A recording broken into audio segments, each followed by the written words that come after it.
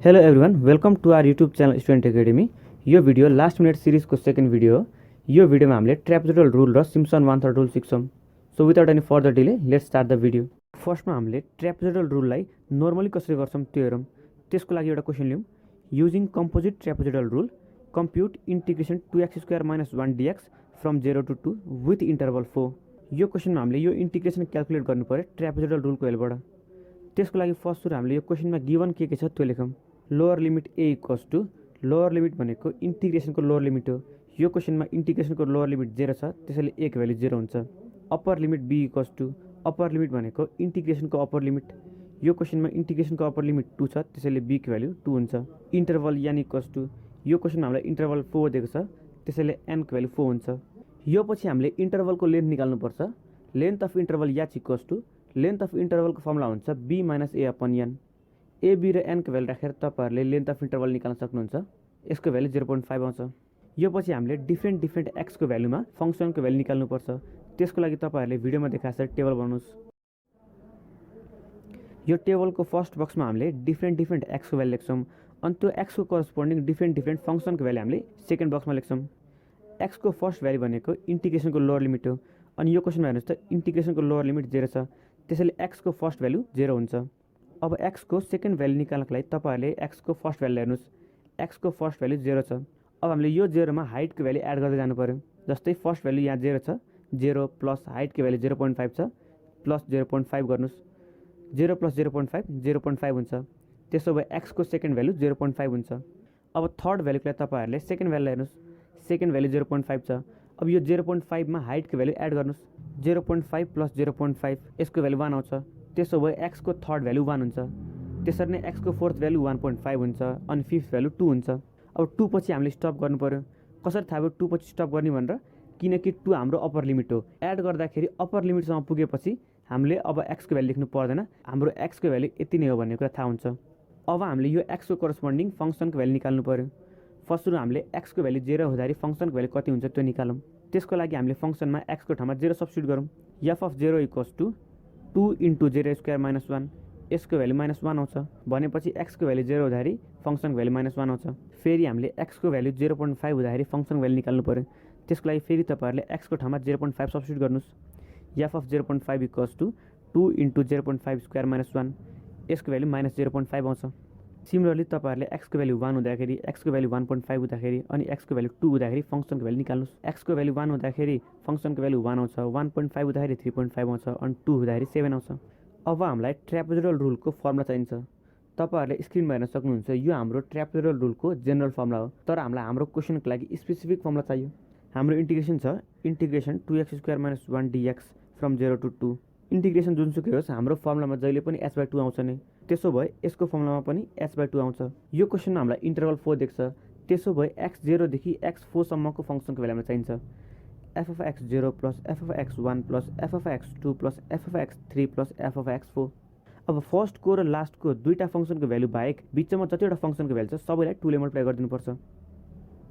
यो हाम्रो यो क्वेसनको लागि फर्मुला भयो। अब हामीले यो फर्मुलामा भ्यालु राख्छौँ अनि क्याल्कुलेट गर्छौँ। तपाईँहरूले टेबललाई हेर्नुहोस्। यो f of x0 को भ्यालु हो, यो f of x1 को भ्यालु हो, यो f of x2 को भ्यालु हो, यो f of x3 को भ्यालु अनि यो f of x4 को भ्यालु हो। तपाईँहरूले सबै भ्यालु राख्नुहोस् अनि क्याल्कुलेट गर्नुहोस्। यसको एन्सर 3.5 आउँछ।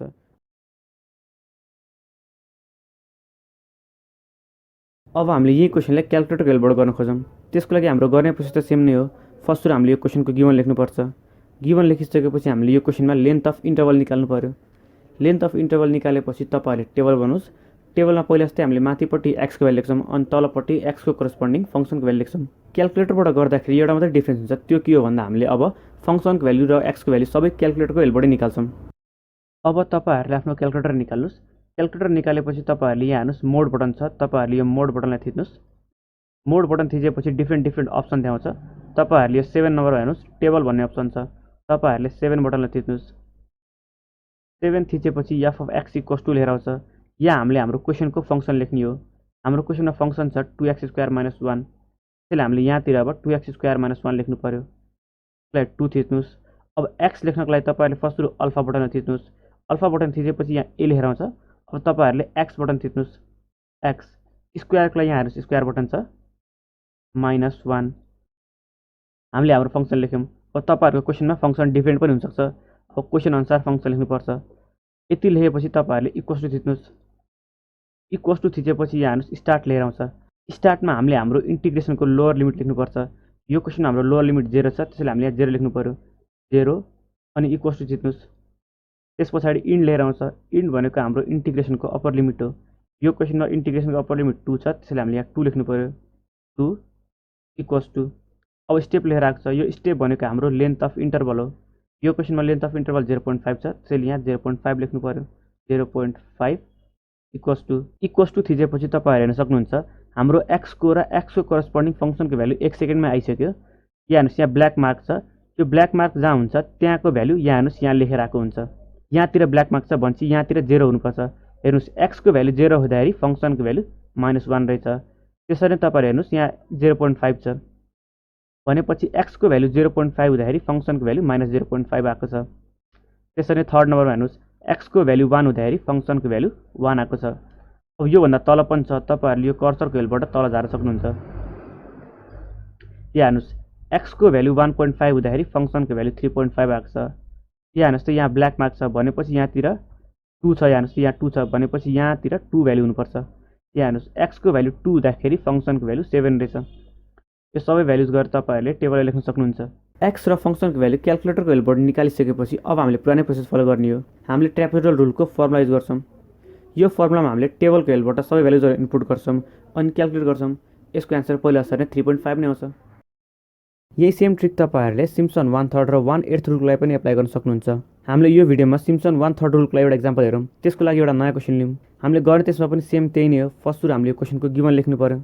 गिभन लेखिसकेपछि लेन्थ अफ इन्टरभल निकाल्नुपर्छ अनि त्यस पछाडि पहिला असर हामीले टेबल बनाउनु पर्यो। टेबलमा माथिपट्टि हामीले एक्सको भ्यालु लेख्छौँ अनि त्यस पछाडि एक्सको करस्पोन्डिङ फङ्सनको भ्यालु हामीले तलपट्टि लेख्छौँ। अब हामीले एक्सको र फङ्सनको भ्यालु क्यालकुलेटरको भ्यालुबाट क्यालकुलेट गर्छौँ। तपाईँहरूले फेरि आफ्नो क्यालकुलेटर निकाल्नुहोस्। फेरि तपाईँहरूले मोड थिच्नुहोस्। मोड थिचेपछि हेर्नुहोस् टेबल भन्ने अप्सनमा 7 थिच्नुहोस्। त्यस पछाडि फेरि एफ अफ एक्स लिएर आउँछ। अब हामीले यसपालि हाम्रो फङ्सन इनपुट गर्नु पर्यो। हाम्रो फङ्सन यसपालि हेर्नुहोस् त के छ, square root of 1 + x³ square root लेख्नको लागि यहाँ हेर्नुहोस् बटन छ स्क्वायर रुटको, स्क्वायर रुट थिच्नुहोस्। अब त्यसपछि हामीले 1 + x³ लेख्नु पर्यो। 1 + x को लागि अल्फा थिच्नु पर्यो अनि x थिच्नुहोस् अनि क्युबको लागि यो हेर्नुहोस् यहाँ पावर बटन छ, यो पावर बटनलाई थिच्नुहोस् अनि त्यस पछाडि यो 3 लाई थिच्नुहोस्। 1 + x³ आयो। यो हाम्रो फङ्सन भयो। अब इक्वल्स टु थिच्नु पर्यो। त्यस पछाडि स्टार्ट भनेको लोवर लिमिट हो। लोवर लिमिट 0 छ, त्यसैले यहाँ 0 लेख्नु पर्यो। 0 इक्वल्स टु इन्ड भनेको हाम्रो अप्पर लिमिट हो, त्यसको ठाउँमा 1 लेख्नु पर्यो अनि स्टेप भनेको हाम्रो इन्टरभलको भ्यालु हो।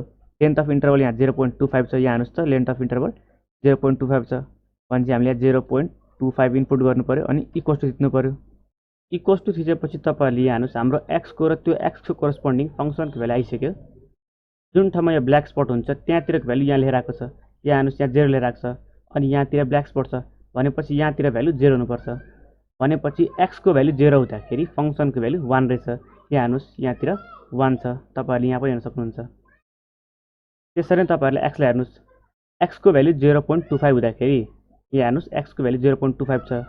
एक्सको भ्यालु 0.25 हुँदाखेरि तपाईँहरूले यहाँ फङ्सनको भ्यालु 1.0077 छ।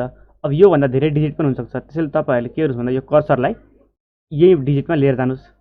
यसरी तपाईँहरूले पुरै डिजिट हेर्न सक्नुहुन्छ। अब 1.0077822219। अब तपाईँहरूले सबै डिजिट लेखिराख्नु पर्दैन, तपाईँहरूले डेसिमल पछाडि 5 वटा डिजिट लेखे इनफ हुन्छ। भनेपछि एक्सको भ्यालु 0.5 हुँदाखेरि फङ्सनको भ्यालु यति हुने रहेछ। यो गरेर तपाईँहरूले टेबलमा लेख्न सक्नुहुन्छ। त्यसरी नै थर्ड नम्बरमा हेर्नुहोस्। थर्ड नम्बरमा एक्सको भ्यालु यहाँ हेर्नुहोस् त 0.5 छ। एक्सको भ्यालु 0.5 हुँदाखेरि यहाँ हेर्नुहोस् फङ्सनको भ्यालु 1.0606 छ। अब यो पुरै होइन, तपाईँहरूले यसलाई लानुहोस् कर्सर त्यतातिर अनि बल्ल पुरै डिजिट देखाउँछ। तपाईँहरू हेर्नुहोस् एक्सको भ्यालु 0.5 हुँदाखेरि फङ्सनको भ्यालु यति रहेछ।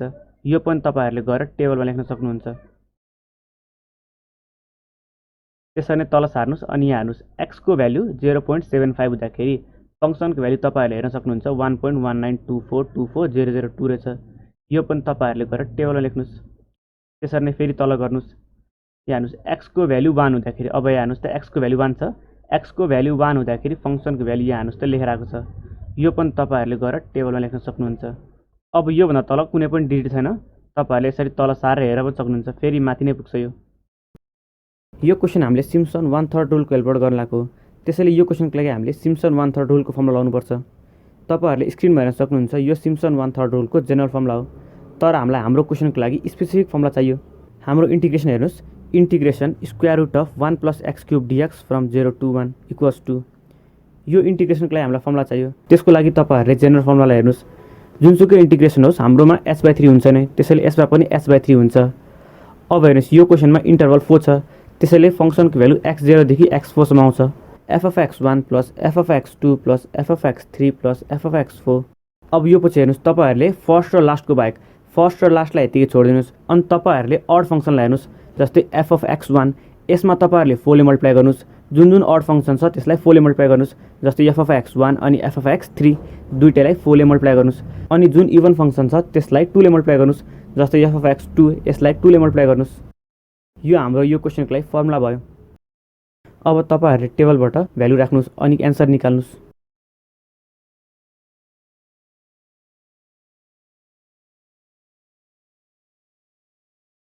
कहिलेकाहीँ हामीलाई एक्जाममा इन्टिग्रेसन गर्न अल्जेब्रिक फङ्सन नदिएर ट्रिग्नोमेट्रिक फङ्सन पनि दिन सक्छ। अब ट्रिग्नोमेट्रिक फङ्सन छ भने प्रोसेस त सेम नै हो, तर तपाईँहरूले क्यालकुलेटरलाई रेडियन मोडमा कन्भर्ट गर्नुपर्छ। क्यालकुलेटरलाई रेडियन मोडमा कन्भर्ट गर्नको लागि तपाईँहरूले फर्स्ट सुरु यहाँ हेर्नुहोस्, सिफ्ट बटनलाई हेर्नुहोस्, सिफ्ट बटन थिच्नुहोस्। सिफ्ट बटन थिचेपछि यो मोड बटनलाई थिच्नुहोस्। यहाँ हेर्नुहोस् डिफ्रेन्ट अप्सन आएको छ, त्यसमध्ये तपाईँहरूले RAD यहाँ हेर्नुहोस् त 4 नम्बरमा RAD लेखेको छ, तपाईँहरूले 4 लाई थिच्नुहोस्। 4 लाई थिचेपछि तपाईँहरूको क्यालकुलेटर रेडियन मोडमा कन्भर्ट हुन्छ। अनि त्यसलाई इन्डिकेट गर्नको लागि यहाँ हेर्नुहोस् त R लेखेर पनि आएको छ। क्यालकुलेटरलाई रेडियन मोडमा कन्भर्ट गरिसकेपछि तपाईँहरूले पुरानै स्टेप फलो गर्नुहोस्, तपाईँहरूको एन्सर करेक्ट आउँछ। Thanks for watching till the end. I hope तपाईँहरूलाई भिडियो मन पर्यो होला। तपाईँहरूले भिडियोमा केही बुझ्नुभयो भने कुनै सजेसन दिन मन छ भने कमेन्ट सेक्सनमा गरिदिन सक्नुहुन्छ। In the and, stay safe, stay happy, and I will see you guys in the next video.